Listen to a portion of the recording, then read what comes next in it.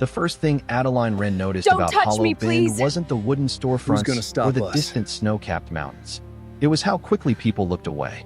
The stagecoach had barely disappeared beyond the bend when two rough-looking men leaned lazily against the hitching rail outside Miller's Trading Company, watching her struggle with the trunk the driver had left behind.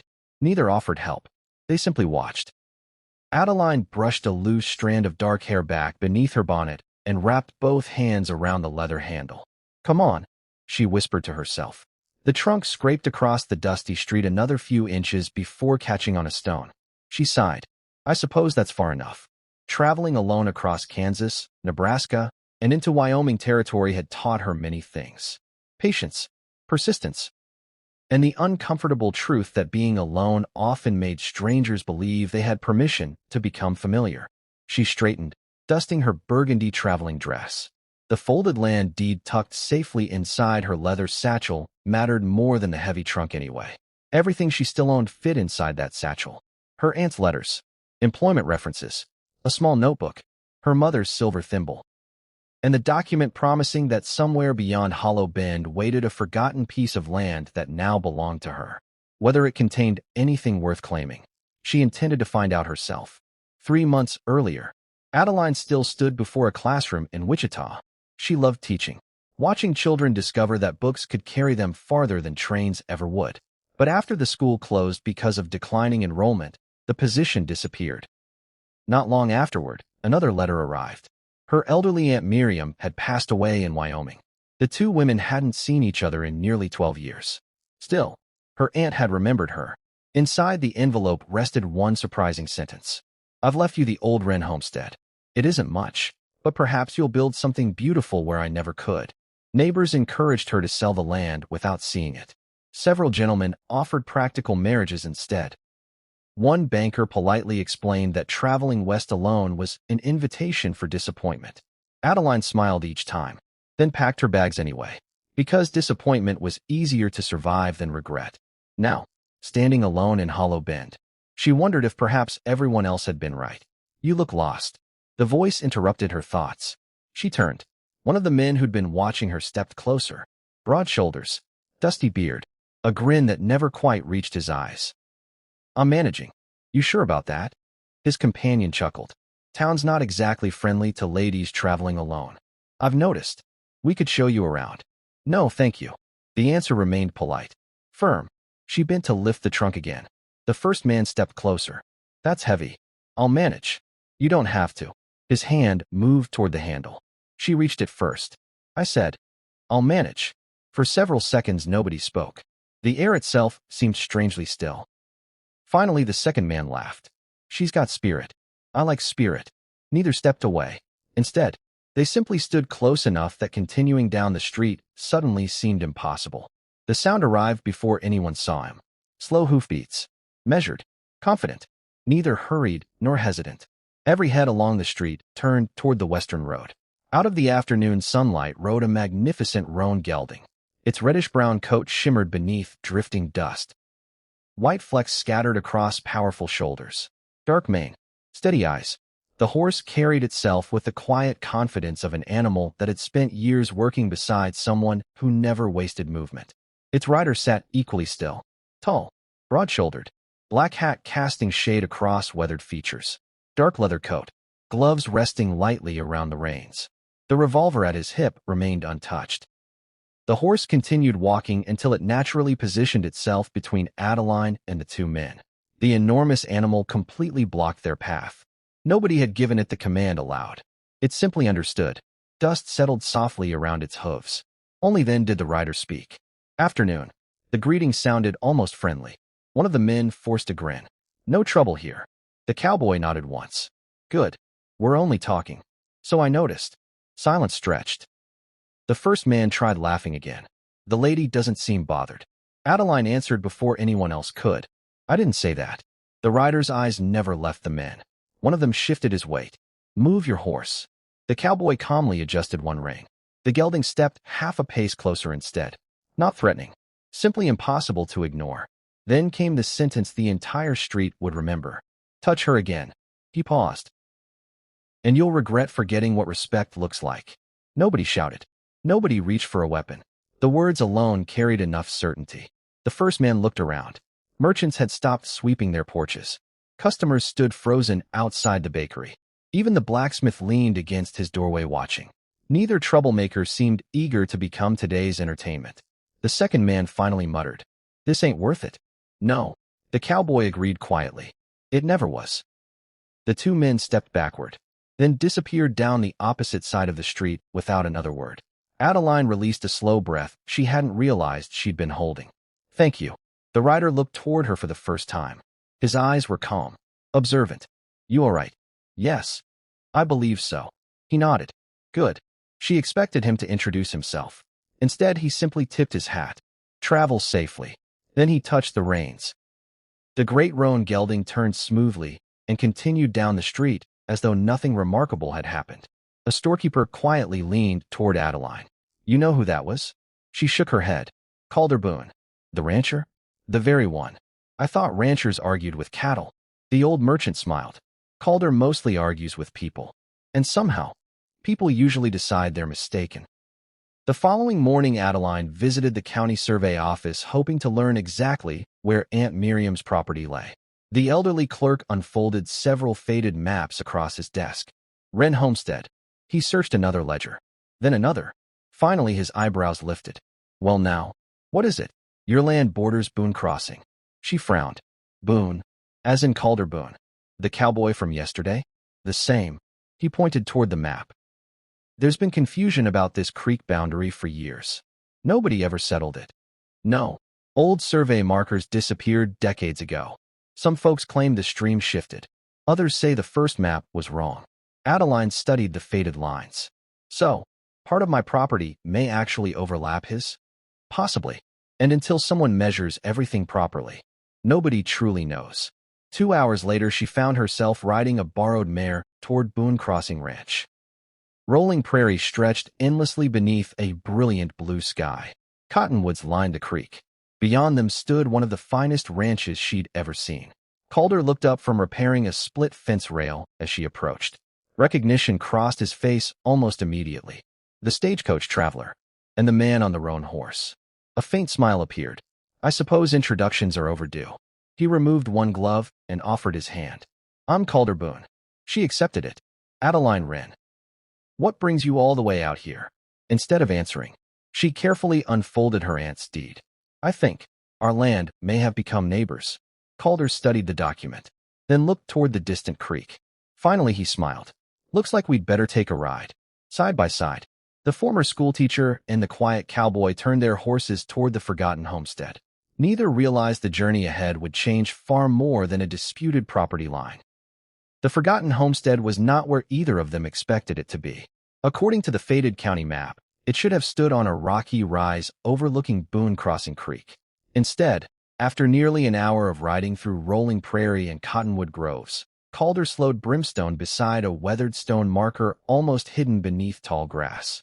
He climbed down from the saddle and brushed away decades of dirt. "There it is," he said quietly. Adeline dismounted beside him. "That's the boundary marker?" "It should be." He studied the carving. "Except," he frowned, "it's facing the wrong direction." Adeline knelt beside the stone. The number engraved into the weathered granite was almost impossible to read, but one thing became immediately obvious. This wasn't moved by nature. Calder nodded. "No, it was dug up and planted again. Someone wanted these boundaries to disappear." Neither spoke for several moments. Whatever had happened here had happened intentionally. They continued another quarter-mile before the trees suddenly opened. Adeline stopped breathing. Hidden beneath towering cottonwoods sat a small abandoned homestead. Time had nearly swallowed it. The cabin leaned slightly to one side. Its porch sagged. Half the roof had collapsed beneath old snow damage. Wild vines wrapped around broken fence posts. Yet something about the place still felt alive. Calder slowly removed his hat. "Well, I've seen worse." Adeline smiled despite herself. "I haven't." They tied their horses beneath an old oak tree before walking toward the cabin. Inside they found dust, broken furniture, shelves left exactly as someone had abandoned them decades earlier. A rusted lantern still rested upon the mantel. Near the back window, Adeline noticed something unexpected. "Calder." He joined her. Outside flowed a narrow, crystal-clear spring. Fresh water. Cold. Constant. He whistled softly. That changes everything. What do you mean? Water means livestock. It means orchards. It means crops. It means this land is worth 10 times what anyone assumed. Adeline stared across the gently rolling meadow surrounding the cabin. Wild apple trees still grew beyond the spring, though untended for years. Their branches remained heavy with fruit. This place was never worthless. No, Calder agreed. It was forgotten. Over the next several days they returned again and again. Neither spoke about ownership. Instead, they simply worked. Calder repaired the front porch, replaced broken support beams, straightened the leaning chimney. Adeline cleaned windows until sunlight finally reached every room again. She carefully swept away years of dust, organized surviving furniture, recovered old books from beneath collapsed shelves. One afternoon she found an iron box hidden beneath loose floorboards. Inside rested faded receipts, property tax records, and a carefully folded hand-drawn survey. Calder spread the map across the kitchen table. This is older than the county records. Adeline traced one ink line with her finger. The creek hasn't moved. No. He looked thoughtfully toward the window. The official map moved. By early summer, the forgotten homestead no longer looked abandoned. Smoke curled gently from the repaired chimney. Fresh curtains hung inside the windows. Wildflowers bloomed beneath the porch steps. Adeline laughed one afternoon as she stood back to admire their work. I almost don't recognize it. Calder rested both hands against a fence post. It suits you. The cabin. The life. She looked away, pretending to study the flower bed. That's a dangerous compliment. Why? Because I might believe you. He smiled quietly. I hoped you would. Silence settled comfortably between them. Not awkward. Not uncertain. Simply peaceful. The neighboring ranchers soon noticed the changes. One elderly widow named Lenora Pike stopped by carrying 2 fresh pies. I heard somebody brought the old wren place back to life. Adeline laughed. We're trying. Lenora looked around the restored kitchen. No, I'd say you've already succeeded. Before leaving, she whispered privately to Calder. She isn't afraid to work. I noticed. And she isn't afraid of you either. Calder chuckled softly. I noticed that too. Unlike many men Adeline had met back east, Calder never assumed she needed saving. If she carried lumber, he asked first, if you'd like help. If not, I'll stay out of your way. If she struggled lifting supplies, he quietly waited until she accepted, never insisting, never treating her like she was incapable. One evening she finally asked him, why do you always ask? He looked genuinely surprised. Ask what? Before helping. He shrugged. My mother always said respect begins where assumptions end. Adeline smiled. I think I'd have liked her. I think she would have liked you too. For reasons neither fully understood. That conversation stayed with both of them long after sunset. Trouble returned wearing polished boots instead of dusty ones. A sleek black carriage rolled into Hollow Bend carrying a sharply dressed gentleman who introduced himself as Edric Sloan. Everything about him looked expensive. Fine gloves, silver watch chain, perfect smile. He visited Adeline the very next morning. I understand you've inherited the Wren property. I have. A fascinating piece of land. She nodded politely. What brings you here? I represent several investors. He produced a neatly folded contract. We'd be delighted to purchase your property. She scanned the figure. Even with little experience, she immediately recognized it was far below its true value. I appreciate the offer. But no. His smile barely changed. You haven't even considered it. I have. My answer remains no. You may find ownership more complicated than expected. She folded the contract closed. I've always preferred complicated to dishonest. For the first time, his smile disappeared. That evening Calder found her sitting on the porch holding the unsigned contract. He came. She nodded. Offered less than half its value. Calder wasn't surprised. He knows about the spring. And the orchard? He probably knows about that too. She handed him the paperwork. He examined the company's name. His expression hardened. I've heard of Sloan. Is he dangerous? Not with fists. Worse. Paper. She frowned. What do you mean? He buys confusion. He looks for old deeds. Missing surveys. Forgotten boundaries. And if people become overwhelmed, they sell. She looked toward the restored meadow stretching beneath the evening sun. I'm not selling. I didn't think you would. But he'll make this difficult. Adeline folded her arms. I've survived losing my career. I crossed 3 states alone. I rebuilt a cabin everyone else forgot. She met Calder's eyes. I'm not frightened by one man carrying expensive paper. A slow smile spread across his face. Good, because we're going to answer him with better paper. As the sun dipped below the western hills, neither noticed a lone rider watching the homestead from the distant tree line before quietly disappearing into the gathering twilight. The fight ahead would not be settled by fists or revolvers. It would be won by truth, and both of them were finally ready for it. The courtroom in Hollow Bend was far smaller than Adeline had imagined. There were no marble columns, no grand chandeliers, just polished pine walls, rows of wooden benches, sunlight spilling through tall windows, and nearly half the town gathered to witness a dispute everyone had suddenly become interested in. At the front of the room stood Judge Horace Bell, a silver-haired man known for listening far longer than he spoke. Edric Sloan sat confidently beside his attorney, several thick folders stacked neatly before him. He looked completely at ease, as though today's outcome had already been decided. Across the aisle, Adeline placed her own worn leather satchel on the table. Inside were the papers she'd carried halfway across the country. Beside her sat Calder Boone, calm as ever, his black hat resting on his knee. He leaned over just enough to whisper, "Nervous." She smiled faintly. "I've taught 30 children during spelling examinations. This doesn't seem much different." A corner of Calder's mouth lifted. "I was hoping you'd say that." The hearing began with Sloan's attorney presenting a polished argument. The Wren property boundaries are unclear. The Boone Ranch has operated under the accepted survey for nearly 20 years. Our client merely wishes to prevent future legal confusion. It sounded reasonable, until Judge Bell asked one simple question. "Do you possess the original survey?" The attorney hesitated. "We possess certified copies. Not the original." "No, Your Honor." Judge Bell nodded. "I'd very much like to see the original." Silence followed. Then the courtroom doors opened. An elderly man entered carrying a long wooden case. His white beard nearly reached the buttons of his coat. His movements were slow but deliberate. Calder stood immediately. "Morning, Josiah." The old surveyor smiled. "Wouldn't miss this." Several people whispered. Josiah Marin, the retired county surveyor who had mapped nearly every ranch in the valley 40 years earlier. He carefully opened the wooden case. Inside rested rolled parchment maps protected beneath waxed canvas. "I wondered when someone would finally ask about Boone Crossing." Judge Bell leaned forward. "You drew these yourself?" "I did. Before my eyesight started arguing with me." Soft laughter rippled through the courtroom. Josiah carefully spread the faded map across a large table.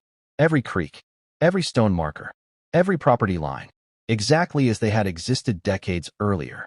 He pointed toward Boone Crossing Creek. The boundary never changed. His finger moved farther north. Only the marker did. He reached into another leather pouch and produced a weathered notebook. My field journal. Every survey measurement, every compass bearing, every witness signature, still preserved. Judge Bell adjusted his spectacles. "This appears remarkably complete." Josiah smiled. "My father always said paper remembers longer than people." Sloan's confidence began slipping. His attorney quickly produced another map. "This certified survey clearly differs." Josiah examined it for only a few seconds. "It differs because someone redrew it." He pointed toward one ink line. "This curve wasn't made with a survey compass. It was copied." Another page. "The creek bends the wrong direction." Another. "These witness signatures belong to men who had already passed away." A murmur spread through the courtroom. Judge Bell frowned. "Are you suggesting these documents were altered?" "I'm saying they were never honest." Adeline quietly stood. "Your Honor, may I show the court something?" Judge Bell nodded. She removed the hand-drawn survey she'd discovered beneath the cabin floor, then placed beside it the tax receipts, spring maintenance records, orchard inventories, and decades-old correspondence from her late aunt. Each document referenced the same original property lines. Nothing contradicted Josiah's journal. Everything fit together, like pieces of a puzzle finally returned to the right places. Judge Bell studied the evidence carefully, then looked toward Sloan. "Would your attorney care to explain these inconsistencies?" Neither man answered. For the first time, Edric Sloan looked uncertain. Outside the courthouse, nearly the entire town waited beneath the shade of cottonwoods. Word traveled quickly. By the time the judge returned from deliberation, everyone already sensed what was coming. Judge Bell removed his spectacles. The court recognizes the original Mercer survey as the lawful boundary. He paused. Miss Wren retains full ownership of her inherited property. A second pause. The Boone Ranch shall retain its lawful eastern pasture. Then came the unexpected conclusion. The corrected survey grants both properties permanent legal access to Boone Crossing Creek. Calder blinked. So, nobody loses land? Judge Bell smiled. Sometimes truth benefits everyone. Then his expression hardened. As for the altered filings, he looked directly toward Sloan. This court recommends a criminal investigation into fraudulent property claims. The courtroom fell silent. Sloan lowered his head. His carefully polished confidence disappeared completely. Without another word, he quietly gathered his papers and walked out. No dramatic confrontation. No revenge. Just consequences. That evening the prairie seemed unusually peaceful. Golden sunlight rolled across endless grasslands while Brimstone carried Calder beside Adeline's mare toward the restored homestead. Neither hurried to speak. Finally, Adeline broke the silence. I've wanted to ask you something. You can ask. Why did you stop that afternoon? The day in Hollow Bend. Calder looked toward the horizon. My father used to tell me something. She waited. If a man only steps in after someone gets hurt. He waited too long. She looked down thoughtfully. You didn't know me. No. You could have ridden past. I could have, but you didn't. He smiled gently. My mother also taught me something. What's that? Respect isn't earned after danger passes. It's offered before danger begins. The words settled quietly between them. Adeline reached across the small distance separating their horses. Not because she needed someone to rescue her. Not because she suddenly became dependent. Simply because gratitude sometimes deserved more than words. Her fingers rested lightly against his gloved hand. He looked at her. Neither smiled immediately. They simply understood. Autumn arrived with crisp mornings and fields painted gold. The old Wren homestead no longer looked forgotten. Fresh paint covered the cabin. The orchard flourished. Smoke curled warmly from the chimney each morning. Neighbors stopped by often. Not because they were curious anymore. Because they genuinely felt welcome. Then came Harvest Day, the largest celebration Hollow Bend held each year. Music drifted across the town square. Children chased one another between market stalls. Ranchers exchanged stories over steaming coffee. Adeline stood beside Lenora Pike arranging baskets of apples from the restored orchard when another stagecoach rolled into town. A young woman stepped down, alone, carrying one worn suitcase. Immediately, several townspeople approached. One merchant offered directions. Another carried her luggage. The hotel owner welcomed her before she even asked for a room. No one crowded her. No one blocked her path. No one mistook kindness for permission. Adeline watched quietly. Calder joined her. The town feels different. He followed her gaze toward the traveler. No, he smiled. The town remembered who it wanted to be. Across the street, Brimstone stood patiently beneath the hitching rail, flicking his tail in the afternoon sun. Several children admired the great roan horse from a respectful distance. Calder chuckled. They're braver than most grown men. They're wiser too, Adeline replied. He looked toward her. How so? They know strength doesn't have to make noise. As evening settled over Hollow Bend, music filled the air once more. The restored cabin stood proudly beneath the western sky. The disputed land had become a thriving home. The cowboy on the roan horse never became famous because he fought. He became unforgettable because he didn't have to. Sometimes the strongest hand is the one that never reaches for violence. Sometimes the greatest act of courage is simply placing yourself between fear and someone who should never have faced it alone. And sometimes, the beginning of the greatest love stories starts with 7 quiet words spoken on a dusty frontier road. Touch her again,